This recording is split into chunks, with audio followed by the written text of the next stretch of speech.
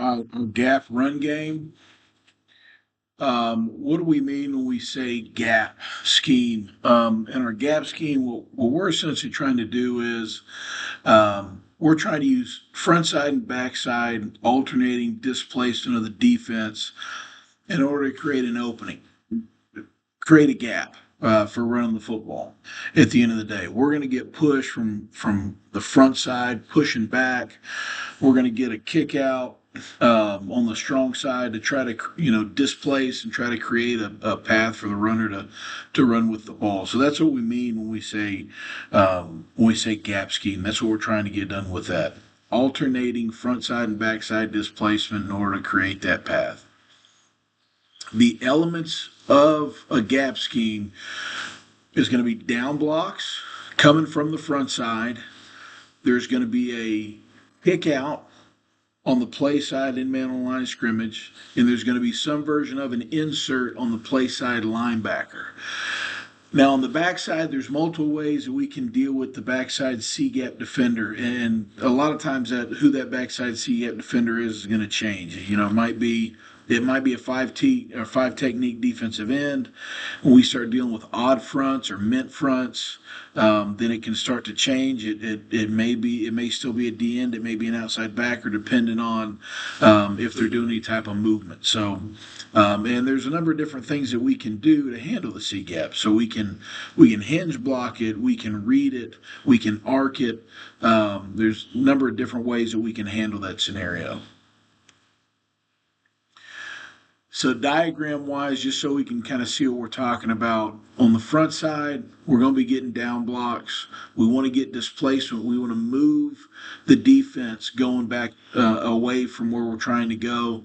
We want to get some version on a kick out on the emo, an insert block on the play side backer. We want to affect and create a path, a gap for the runner to be able to run with the football.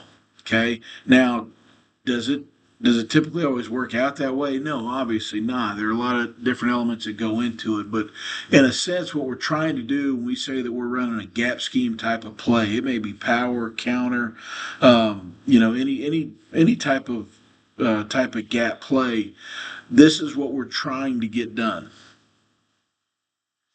All right, now for us, how we teach gap, it's going to be different versus odd and even. Okay, in terms of,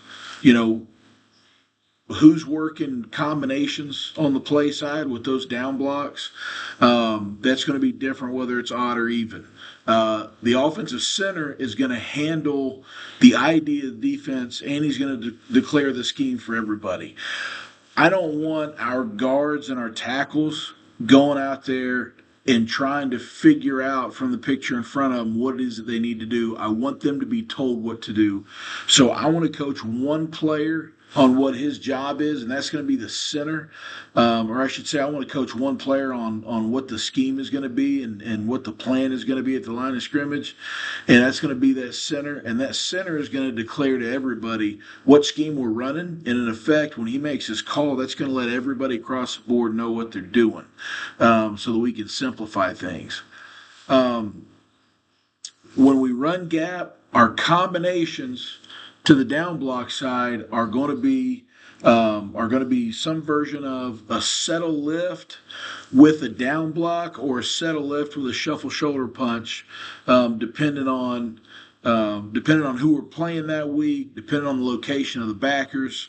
Some different elements that go into it, but we'll use both of those as we're working through gap. And then in terms of our puller, we have two different types of pulls that we'll do on gap plays. Sometimes we'll be working an outside trap pull, where we're pulling a guard to kick out the end man on the line of scrimmage. Sometimes we want to pull that guard and we want to insert him on the play side backer, and so we'll use a skip pull, and those techniques are very different for the puller. So those are the different things that we'll do. When we're facing an odd front, we may decide that we want to combination the play side guard in the center. If we feel like on the backside, for the opponent we're playing that week, if we feel like the backside is going to be non-threatening, then we'll call for an ace combination. We'll get that center and the play side guard working combination on the nose going back. Okay, in a sense, saying that hey, the box ends here. This is going to be the first man that becomes threat for us. We'll hinge him. We'll get an ace working back to the backside backer. We're going to OTP or open trap, pull, kick out that defensive end. Now, this is counter that we're talking about. If we were working power where we were going to insert that guard on the play side backer, then we'd work a skip pull technique on this and get inside out. But this is counter, so we're going to OTP with the guard. And the fullback or the H tight end, whoever you want that to be, is going to be pulling to insert and kick out on the play side. Now, in this combination or in this scheme right here where we're going to ace it with the center and the guard, then that means that we're going to end up pulling past the box with the insert player, because when we ace it, now we're going to get our play side tackle working a drive climb technique where he gets to essentially drive block anybody that threatens a B gap, and if nobody does, and we're going to work up to the play side backer. All right, so we get an ace combination. I'm going to get an ace back, a drive climb to the play side, and that insert puller gets to pull past it. So it may be the nickel player. It may be the flat defender out here on the edge who's a fold guy. It may be they're going to insert, maybe they're a heavy quarters team and they're going to insert with safeties. So either way, we're going to have to teach him, hey, when we're working the ace combination, now we're going to end up pulling for the first threat outside the box coming to it. Now, going into a week, if we're running gap scheme and we feel like that backside is going to be threatened, now instead of working our ace combinations, we'll make that center go back to protect ourselves all week long, because we got to make sure that we've got some extra way to affect the B gap, because we're going to get B and C gap pressure. So we've got to have that center go all the way back. When we send that center back, we're going to get the guard working down on the nose, and that tackle's got to come all the way through to the backside. Now, he's still working drive climb technique, so if anything comes to the B gap, he's going to stay square and pick that up. But as long as nothing does come through, then he's going to work all the way back. Now that OTP, that open trap pull, is kicking the end man, and the insert now goes to the first backer in the box to the play side. Okay, so those are the two scenarios that we'll deal with versus odd front. Now, it's an even front, it's going to be different. Now the combinations are all going to change. When it's an even front, now we're going to work a deuce combination. So we're going to work that play side guard and tackle are going to deuce the first interior D lineman play side of the center. They're going to deuce him all the way back to the backside backer. We're going to get a settle lift right here. All right, we're going to get a down and displace from the play side tackle. What we're trying to do is we want to throw that guy that we're comboing. We want to come down and knock him, throw him all the way into the backside backer. We're trying to get that displacement. So when we work our combinations, our settle lift is always trying to get underneath. We want to get under this guy's shoulder pads. We want to get him playing higher than the first man making contact on him. That way, when we come with the displace, now we can strike him on the hip, we can hit him low, and we're going to be able to knock him across and move him. So we work in tandem together. We're getting underneath him, we're knocking him across, we're driving him all the way back to the backer, and that's how we can affect movement right there. When we're getting an even front, our center's going to be blocking back, and essentially he's responsible for A gap to B gap, whatever pressure is going to be coming here. Okay? On the backside, we'll be able to just work a hinge with that tackle right there. Okay? Now, this is an example of power. So now our H-back or our fullback, he's the one that's kicking out the end man on the line of scrimmage, and now we're getting that skip pull on the backside guard to the play side linebacker. When we work the skip pull, we want to be under control when we're working a skip pull. We teach our guys, keep your shoulders square. Don't be in a rush to get all the way around the deuce block. Depending on what happens, we may be dealing with a movement front that week, and maybe we're getting some spike that's coming from the three technique, or maybe this guy's a two or a 2-eye. Maybe we're dealing with some outside spike. We want to be under control, and we want to skip pull to the A gap, and then if the A gap's not there, adjust and get around it. But we want to stay square, because if we open our shoulders, turn lateral, and run around, we're not going to have an opportunity to get inside out on that play side linebacker, which is what we want to be. We're still kicking the play side linebacker, just like we're kicking the MN on the line of scrimmage. And so we got to make sure we're in position to be able to do that. Okay. All right, let's take a look at a little bit of it. We're dealing with an even front right here, so we're going to get a back block by the center. But I really like this one because this is a great example of a really good down block by the play side guard. So looking right here at the left guard, get a great example of a down block. Look at look at his strike location. Okay, on the down block, we teach our guys that we want to make contact. We want to make contact somewhere between the shoulder, top of the shoulder, and the bottom of the number. And so that's where we want to be able to get our face mask at. Great job driving him down, and that's what we determine to be a finish right there. Anytime we can get him to the ground in the box, that's a finish, and that's going to create extra production for us. All right, so even front, we're blocking back with the center. We're technically working a deuce right here with the guard and tackle. But because we're getting so much movement and this thing's getting knocked to the A gap, there's no part of that defender for the tackle to be able to get right here, so he gets to climb right now to the play side backer. Okay? Now this is something we deal with a lot when we work climbs on gap scheme, and that is, even though we want to kick this thing and drive it back, we're going to get a lot of scrape over the top, okay, especially when we're playing teams that are going to really squeeze hard and try to spill on the front side. We're going to get a lot of scrape from the backside backers, and that's okay. We just want to work a peel technique. So anytime I'm working blocking down or blocking back, and the defender that I'm blocking back on crosses my face over top, then I just want to work a peel technique. So once I engage, instead of driving it back, he gets across my face. Now I'm going to engage, and I'm going to drive him where he wants to go. So that way, no matter what, at the end of the day, we're getting displacement going back, we're getting displacement going forward, and we're going to create that seam for the back right there.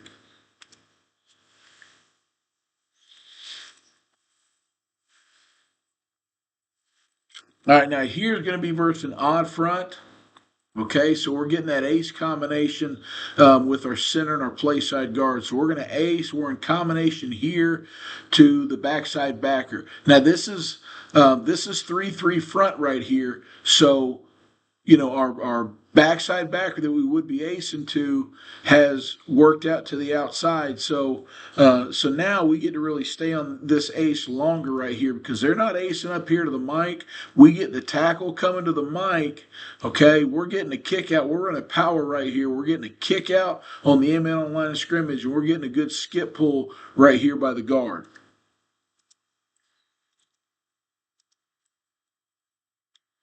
All right, good skip pull. See how he keeps his shoulders square? That's what we want. Shoulders square right here. Now, one thing that we teach our backs, our aiming point on almost all of our run plays is we're taking that ball and we're just taking it to the middle of the center right here, to the center's crack. And we want to come downhill. We want to keep our shoulders square. Because in gap scheme, as much as we're wanting to create the gap over here, how the defense plays it out and how they're going to squeeze this thing or box it or spill it, whether or not we get scraped, there's going to be a lot of movement that happens. We want to press the ball to the middle right here with our shoulder square.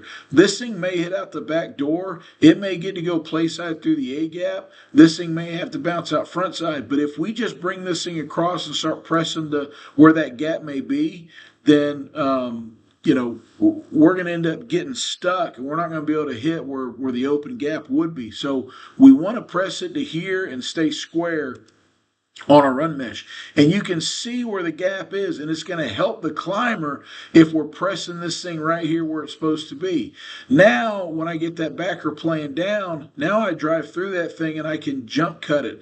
But if I'm driving through here, I'm making it a lot harder for that climber to be able to help me in that situation.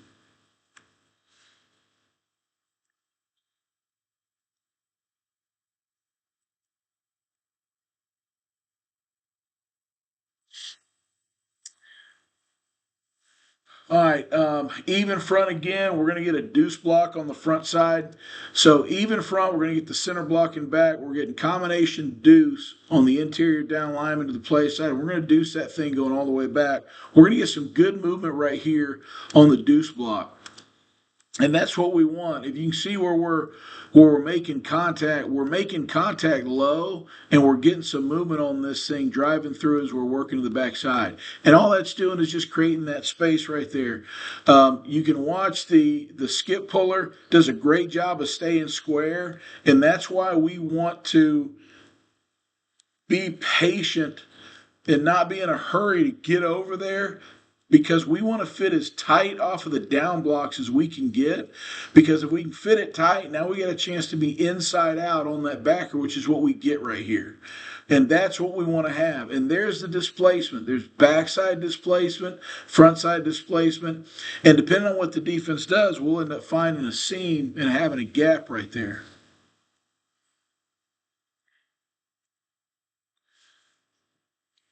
All right, again, even front. Okay, in this situation, okay, we're getting center working all the way back. Center's going to do a really good job right here. We also get a good hinge by the right tackle. So when we work our hinge blocks, he's responsible for, he's got to post down to protect the B gap. So he's got to post and punch if he's got any threat right now to the B gap. Well, now he knows the center's coming back, so he knows he's going to have help. So he doesn't have to dig this guy out, but he does have to post, punch, and make sure this guy can't get any penetration, because we don't want to give up any penetration on that backside B gap. So I've got to do enough to affect this so that my center can get over here on the block, and then I've got to hinge back, drop that outside foot so that I can pick this up if it tries to squeeze off the edge. So here I am, I'm cutting down the B gap, and I'm in position. I've got my hands inside out, okay, so that this thing can't squeeze and run off the backside. All right, if he wants to run the hoop, that's okay. We can let him run the hoop, but we don't want to let him squeeze and get an angle to the back or to the run mesh on that. All right, good job by the center on blocking back right there. Okay, and good job on the skip pull, staying tight to the down block and trying to be inside out. Now, we want to be inside out, but if that backer fits it so tight that we can't get it, it's just like a log principle on a trap pull, where basically if this guy's so tight that I can't get it kicked out, then that's okay. I just end up logging it and blocking him in, and the back will go around it at the end of the day.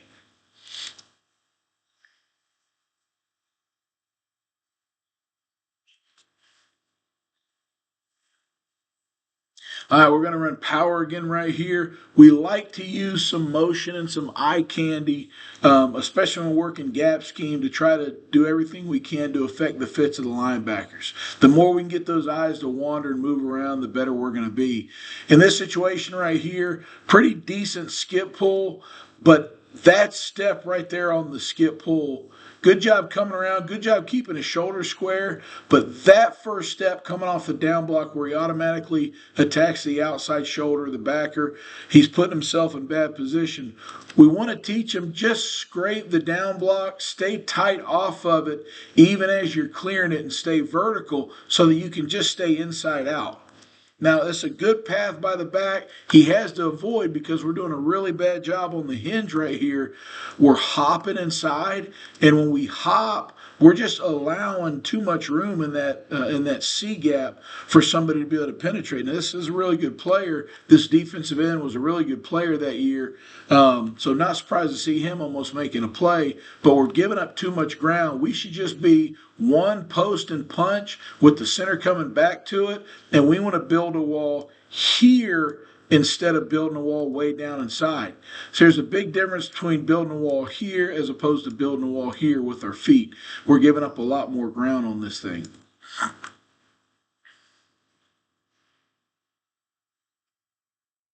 Pretty good by the center on the back block, and not what we want with the deuce block on the front side. We're doing a good job getting low, but we're not making contact on the hip.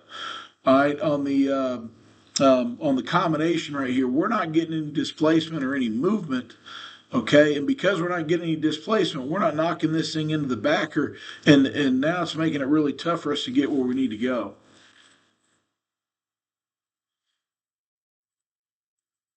But good job by the back staying square, keeping himself in good position to continue to cut, all right, and have all paths available to him.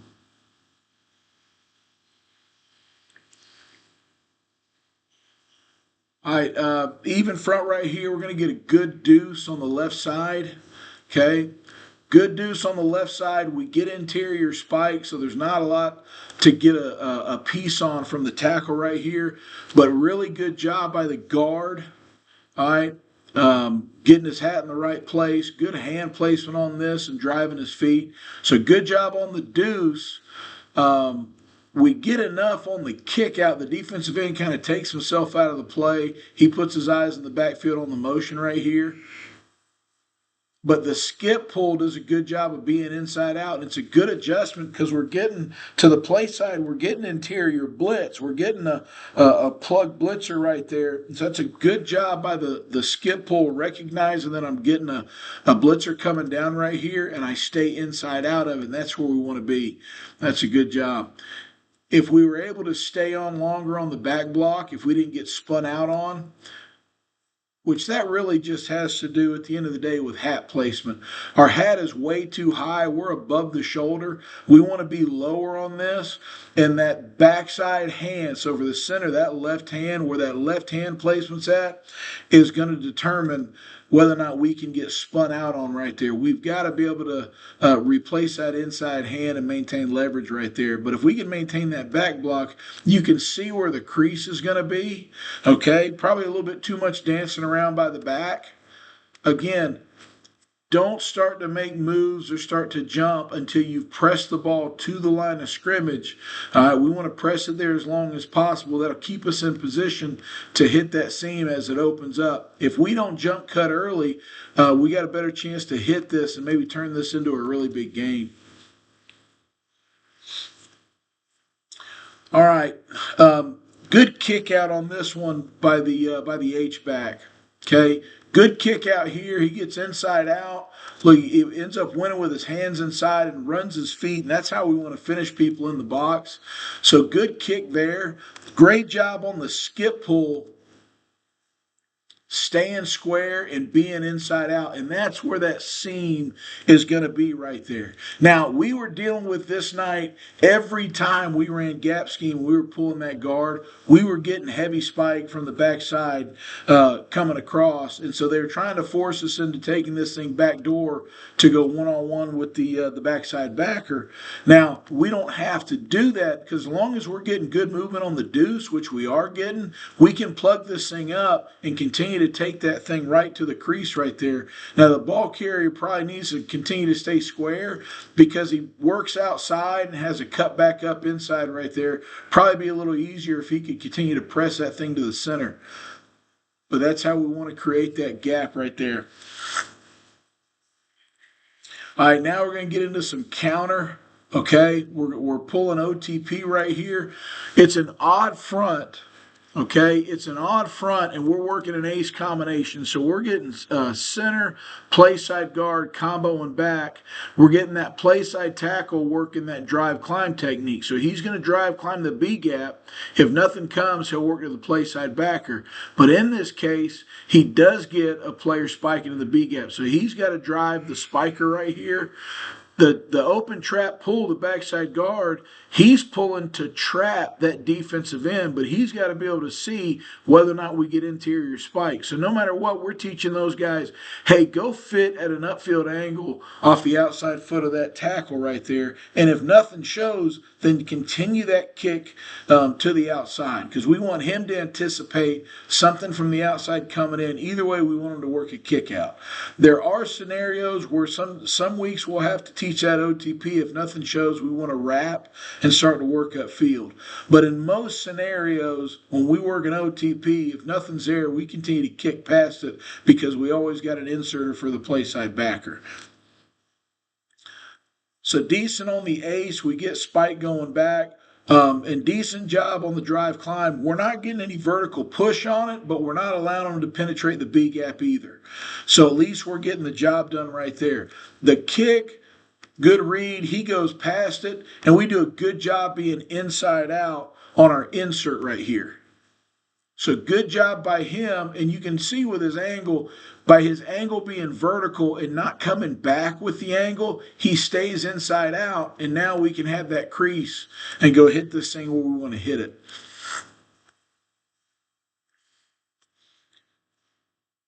Pretty decent on the hinge. He's lucky that we didn't get, more of a presence in the B gap right there. All right, again, counter. Okay, we're going counter over here to the left. Now, we're getting an even front right here, so we're going to have a deuce. All right, we got a deuce coming right there, and we do a great job knocking that thing across into the backer. So we're getting good movement right there on the deuce.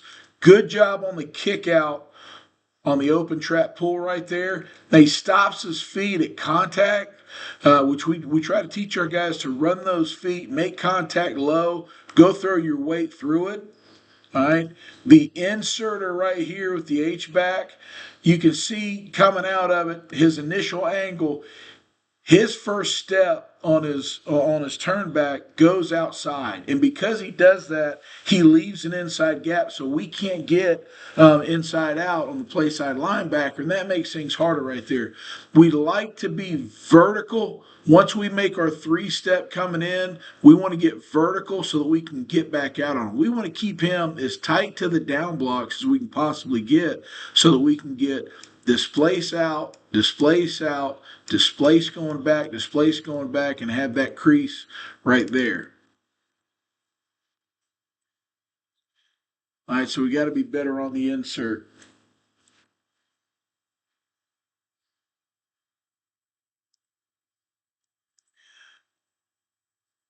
Okay, this is a good job on the deuce block. We're dealing with an even front. We're going to get the center blocking back on the nose, and we're going to get this deuce combination working all the way back. But that deuce, even though they're working in combination, everybody, anytime we're working any gap scheme and you're on the front side working down blocks, even if you're in combination, you're still responsible for your gap. So even though they're working a deuce here, that guard's got to be ready to come off if anything tries to run through that A gap. And that's a good job by him. He makes contact. 24 doesn't plug the A gap. He starts to spike back, but he sees the gap, and so he runs back to it. And it's a great job by the guard coming off the combination. The backer that they were working to was 5. These two backers switched locations, and this one came to the A gap, so they stayed on it. That's a great adjustment on the deuce. And so what we're able to get is when they adjust, now the insert H back is able to adjust as well. So now he'll pick up the scraper, since the scraper becomes the new play side linebacker, and he's in good position to be inside out. That's where our crease would have been right there. I think if we would have gotten this snap handled better, we would have gotten this thing handed off. But with the messed up run mesh, and from the beginning, the quarterback knew, hey, there's one-on-one, we're working a slant RPO, there's one-on-one, the play side or the backside safety is actually over the tight end right here, so he knows that there's some green grass. And so the moment the snap was bad, he felt like the safest thing was to just get it out of his hand. All right, even front again, so we're going to be getting a deuce block. Okay, we're working counter, so we're going to get a deuce, tackle guard down on that one to 0. We're going to get the center blocking back. Okay, OTP pull by the guard, pulling and kicking out the defensive end. Okay, he's going to do a good job kicking. There we are, inside out. That's exactly where we want to be. We got our shoulders in front of our knees right there. We are displacing and getting movement. Okay, good job on the deuce. Look at the movement we get on the deuce. And that's what happens when you strike near the hip on the body. We get that movement. And then really great job on the peel. This is what we mean by that peel technique. We get that movement, but the backside backer comes scraping. So now we get to be inside out. And so instead of displacing him back, we take him where he wants to go and we just peel him. And now we're displacing him to the front side. So now we got kick out, kick out. We're going to get the backer kicked out here. We got the center on a back block. We're hinging. Now the gap becomes an A gap instead of a B gap.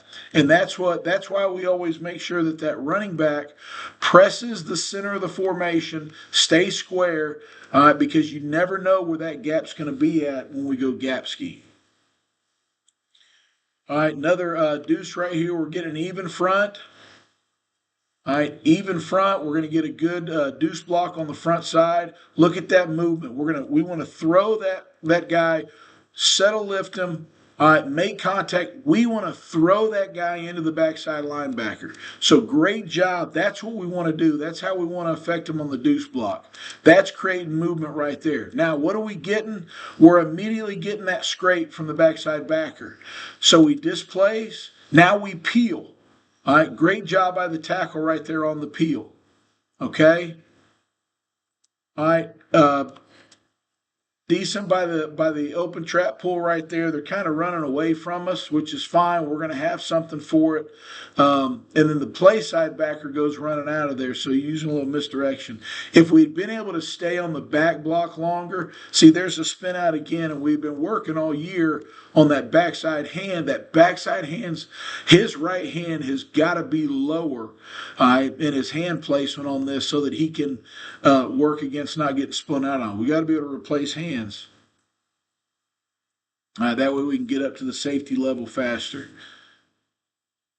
All right, this is going to be a real good job. We're in a power right here, and this is a real good job by the skip pull. Okay, good job by the skip pull. So we're dealing with an even front. So even front, we're blocking back with the center, and we're working a deuce combination on the front side, but it's against a shade, so the tackle's probably not going to be able to get much anything right here. So it's just going to be the guard coming down, and then the tackle blocking up to the backside backer on the climb. This guy does not do a good job scraping, so we're able to get their climb and swallow him up right there. But the skip pull does a great job. You can see how patient he is, and the moment he comes off of the down block, he doesn't try to widen himself. He stays inside out. And so just being in that position helps us get that gap right there. Now, what we'd be better at is if we don't begin to jump cut too early. So you can see how we're starting to cut and maneuver before we press the ball to the line of scrimmage. If we'll just press the ball forward, get behind the line of scrimmage before we go making our cuts, then we're going to always be in the right place, which is what we want to do.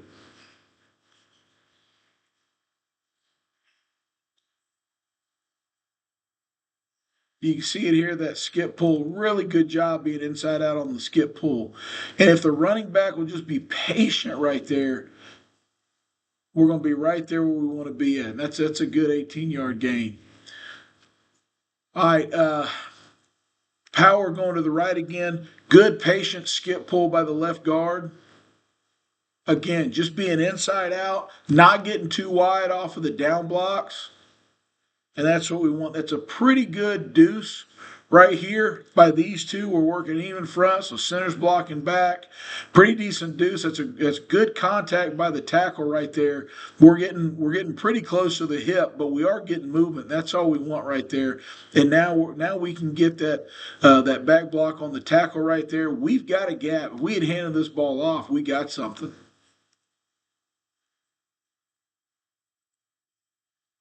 So that's us in the gap run game.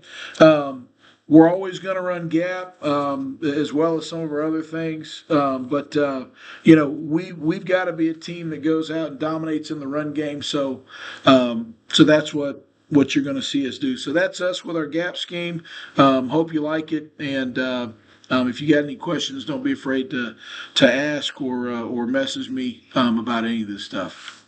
Appreciate it.